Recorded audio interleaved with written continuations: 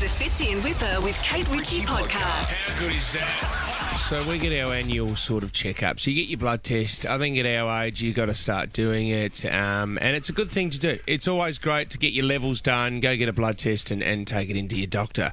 Yeah. So this would have been probably it would have been about a month ago, Kate. I said to BJ, how did your bloods go? I didn't ask you about it. And she said, look, everything was fine except my progesterone levels were up. Progesterone.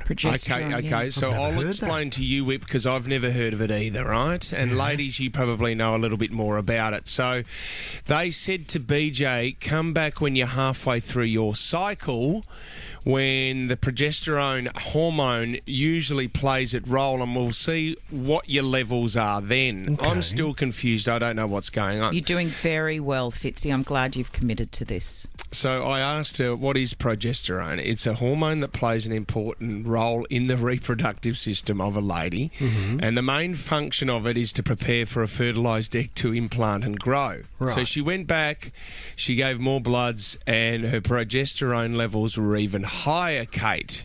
So the doctor has said to her, I'm sorry, but you might be pregnant. Does BJ know you're telling this story on the Yeah. I've got You her have permission. Okay. Well, there's two breakdowns here, isn't there, Fitz? So you could be pregnant. So she said, I'll do more tests, and if you don't hear from me, you're all in the clear. She said, look, this happens sometimes. Like, the levels can go up. Sure. But then she said to BJ, so, well, congratulations. If you are, could this happen? And she said, no, this can't happen. And she goes, what do you mean? She goes, well, my husband's had a vasectomy. She said, what, like a couple of months ago? I said, no, 10 years ago. Oh, the footy club. So there's two options. There's two options here. Yeah, very clear options. Are we going there? Is this the story arc of the next few weeks? So, like, we haven't heard back from the doctor, so that's a positive sign. How old? Well, is that what you meant by in the clear? When you're in the clear is not pregnant. So how far along is she? Yeah, if you don't hear from me, you should be okay. So, and then I've waited, and I said, this is actually a good thing to talk about, because I would love to hear from people unexplained pregnancies. So did you unexplained, or I thought you were going to say unexpected. Unexplained is way more interesting, isn't Unexplained it? There was a woman called Mary. Unexplained pregnancies, 13, 24, 10. And I'm talking about...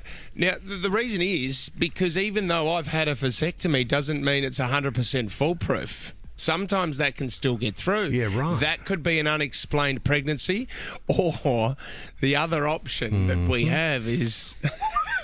Did you say we might have to introduce a new father into the family. Yeah, you might be at the singles ball on Thursday for reals. Lovely to meet you, Dave. Really lovely to meet you, mate. Come on in. This is our place. Did you have to say, honey, obviously with the operation that I had, there's no other way that you could be pregnant. Am I right, sweetheart? And then if you're... I don't know, if that was me... you get a little bit offended. I don't know about people listening, but I would say, I mean, very calmly, of course, I would say, are you serious? Are you really asking me that question? Like, if the doubt is there, that's a full-on question to ask in itself. Like, is there any other way? But we have some results. So, as a doctor... If I have A plus B and it equals C, well, then obviously it's fair to ask based on the information I have. Well, it depends how you ask. It depends how you ask. But there's also sort of around that age as well, progesterone levels can be quite high. It just happens with cycles, and things can happen like that. Yeah, and everything starts going a bit crazy, because how old is BJ and how old are you? She's the same age as I am, so she's 47. Okay, yeah. So, yes, so around that age, things start to happen and they lead to other things. So she said, look, don't get... But it's just, it was that... we were both in the car and she's going, oh, honey... Honey, I've got something that I need to tell you. That my progesterone levels were even higher than they were the last time. And I was like, what's that? I said, could that, and I don't like to bring up this word, is this leading, I don't know, I don't understand it, but is this leading into menopause or is this, She said, no. She said, the doctor told me I just have to check to see if I'm pregnant. Congratulations, mate. Did you have a moment, let's, in all seriousness, take the medical side out of it. There is a moment where you and BJ at 47 are driving in the car with two young, healthy teenage boys. You're going into a new chapter of your life. Did you consider that you could be starting all over again? Imagine having a baby in Fitz's house. There was a moment. There was a moment where she told me, and she was driving, I was in the passenger seat, and I was looking out. I just looked out over the passenger side, just into, and I was thinking, oblivion. Could we do it again? The first thing I thought about is Huey's going to have a little brother or sister at the age of 15. Isn't that good? Yeah, but it freaks you out. Yeah, well, it wouldn't even be on your radar, I would imagine. I mean, I'm not. Fitzy's having a baby. I just said that hoping someone just tuned in. Yeah. The Fitz and Whipper with Kate Ritchie podcast. Please call this morning if you are in your car right now and you are heading off to work. And I don't want to generalise. I do think that if you tend to start your day earlier, you might have a stinkier job. Because it's probably more hands-on. It's more hands-on. It's manual trade. Yes. Do you agree, Fitz? Yeah, I agree. My first ever job was at Colony Furniture, and so we had to take the nails out of the wood, but we had this huge sander next to us. So you would just basically, by the end of the day, be covered by timber that was just being these huge planks of timber that was going through the sander. It's actually quite a nice smell, though, Kate. Sawdust. Yeah, I think as far as the smells go, you'd go sawdust over fish guts. Well, do you know what? It might be like fish guts is a big one. Like a fishmonger and somebody that's constantly got their hands in it, and it's hard to wash off. Like, you know, when you go fishing, and I always then come home and I wash my hands with soap and toothpaste. Toothpaste? I add that in to try and get the stink of an old pilchard out of my hands. Yeah. But then even if you're like a butcher, yes, like it's not an offensive smell, but if you lived with it, like someone gets home and they kind of always stink of that. And their clothes stink of that. You smell like meat. I mean, my husband, he was a chef, is a chef, and he would come home and he would smell like... Is it garlic? No. What is it? I was going to say beer. Is it meat? It's meat. Food, like oil or something. It was just food because he was in like a hospitality. Gotcha. And you're right, he was washing the kitchen down at the end of the night, but still not. It was just gross. What if you're coming home and you're a baker? So do you then come home and smell like a freshly cooked croissant? You know what I mean? And then you become quite attractive. Imagine if you had a big breadstick coming home to you at 10 a.m. every morning. Can we have a chat to Daniel in Mount Druitt? Daniel, what's your particularly stinky job? Hey guys, mine is pick up the fat and bone from the butchers, so the offcuts and all that gets put into a bin. Yeah. And then the machine on the back lifts it into the back of the truck and. Yeah, it can be fairly smelly in summer. What are you doing with it, Daniel? Do you sell it to mix with fertiliser or what is it? No, it does get made into different products, but it goes out to Rouse Hill. But unfortunately, at the moment, they're trying to shut us down, the EPA, because of the houses being built so close to it. Right. Because of the smell? Yes, yep. But you guys were there before the houses were, I suppose. Been there for 85 years, but anyway. Daniel, how does your wife go with it? Does she struggle washing your clothes? The boots aren't allowed anywhere near the house. The clothes aren't too bad. Look, it's not always that bad. Summer it can be worse, but it's. And what do you do? Yeah. What's your go-to product? To get the smell out. Well, my partner uses a lot of fabric softener and stuff. I think that helps. So. Do you know? I mean, Daniel, it's not as bad as someone that might pump one of those portaloos you got your onside temporary stinker, and someone has to come and drain it. Someone has to come and pump that thing. Yeah. That You know is. what I saw a young lady doing that the other day, and BJ and I stopped the car and we wound down the window and said, "Good on you." It was unbelievable. She was pumping it out. We could smell it like a kilometre away, Kate. We're going, "Where's that coming from?" She was pumping it out of Portaloos. We got there and we're like, "That is an amazing effort." She gave us a thumbs up too. It's like, "Yep, I'm used to it." That's so nice, you showing your appreciation. Yeah. Like that. Abattoirs are shocking as well. Oh, yeah. My godfather worked in the abattoirs. Really? Yep. Christian in Quakers Hill. Christian, what's the job, Christian? So I work at a supermarket and we have to sniff bags of chicken to see if it's off or not.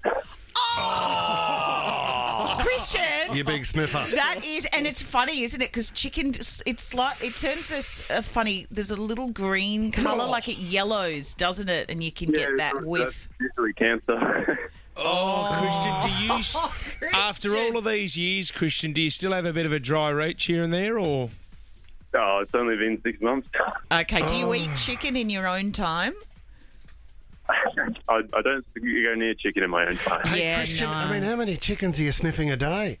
The worst was 40 bags of the, 40 bags of chicken. Oh, my God. Oh, my God. Can I ask you, this is so... I didn't Here we go. realise this phone would be so exciting. I love this 2410, stuff. get Keep involved. the calls coming if you have a stinky job. Do we just go to what is the worst smell in the world? No, we do No, not. we don't. I want to know, Christian, if you have a nose for off chicken or even chicken that's just turned, because that's very important, is your nose switched on for other things? Like, are you the go-to in the house for checking the milk even though it's out the of date? yogurt. No, it's usually just whoever works here. They're probably more experienced. It's really just if it smells really bad. Yeah, Then yeah. it smells alright, then you put it on special. Then you Yeah, put but it on special. On the other foot, how's the smell of a fresh chook, though? I could sit there and sniff Roast 40 chicken. bags of just roast chicken. Oh, roast once it's Magnificent. cooked. I thought you just meant a fresh one that's No. not off. No, like I don't want that. Yeah. But why am I the one in the house whenever something's under question? Lisa will go, "Can you just have a sip of this milk? Can you have some of this yogurt?" And I go, 'Cause you "Why am I the guinea pig that has to test this and then vomit in the sink?" No, you have guts of steel. Is that what it is? Yeah, on the inside and the Oh, outside. thank you. The Fitzy and Whipper with Kate Ritchie podcast. I want to talk about leaving work with a bang. And I know, you know what, I think we all have a job at some stage where you don't enjoy it. I think, and that's the best thing about it. I saw a documentary recently of these chefs, these world-famous chefs, and they were saying, what's the best restaurant that you've worked in? And they all said it was the crap ones that they first started in because it taught them resilience. And They always say that, don't they? and I thought that's you always need a few crap jobs to realise how good it is on the other side, and that's why we've had a crap job here at Nova for so long, because we're always looking for the grass that's greener over the other side. But you is know? it? But is it? That's the big problem. Better the devil you know. Really? I want to talk about a Mexican news channel. Have you got any sort of Spanish music in the system there, Are Jess? you trying to get crazy with this thing? Don't you know I'm loco? Oh, okay, Richie, stop doing that with your neck. Yeah. Oh, you're talking to me, Fitz. You're talking to me. Okay, Richie. Kate, you would have been doing manies back in the day in the 90s to this, wouldn't you? Black Sunday? I remember being in Shano's room at Ingleburn. Really? Listening You and to Shano. this. All right, be quiet, guys. It's Oh, look at her go. So, frying pan. so it's like a lock-in. Shano's on the old Lynx Africa. Yeah, Clint and Shane. Clinton Shane. Maddie from up the road. Oh, Yeah. Shush. it is. Okay, all right. Well, I want to talk about a Mexican Okay. news channel. So, right, so do you know that they've been? Have you seen all the vision of the solar eclipse over in the States? No. Everyone's been talking about this solar eclipse, and everyone was out there. I think Trump had his glasses out again and went out on the balcony. But that's right. Okay, so this in Mexico and a news Jason channel. Derulo didn't put his thing up to his eyes. That's right. Yeah, What no, happened? he's What too did you cool have to for put? it. Oh, Yeah, he didn't no. put his square up to his eyes. Oh, but he'd wear a helmet when riding a bike. Yeah, I wouldn't he? would like to think so. So, RCG Media's 24/7 news program was showing vision of the solar eclipse live. It was just unfortunate that there was an employee there who was not happy. Who was not happy with the station, been there for a long time, wanted to get out and thought he would go out with a bang. So as everyone was watching the solar eclipse live, he put up a photo of his testicles. What do you mean? Yeah. So was it on the screen, or you're going to need to give me more details about where his plums appeared? So everyone is watching. Don't get dragged down in the details. You have to get dragged out in the details. So they're watching a screen, Fitz. So that they're watching as the sun. It's oh my gosh, it's nearly fully blacked out, and then all of a sudden just popped up on the screen just for a split second. Crown and jewels. if anyone, it's just the man's genitals and Just that bit. Just From which that bit. angle? Great question. How's Was he doing the bulldog, or was he taken? Has he taken the photo, and how? From which angle? Great question, Kate. I don't think you can really selfie yourself from down there, can you? Yes, you can. Can you, mate? Fitz and Whipper with Kate Ritchie is a Nova podcast. For more great shows like this, download the Nova player via the App Store or Google Play. The Nova Player.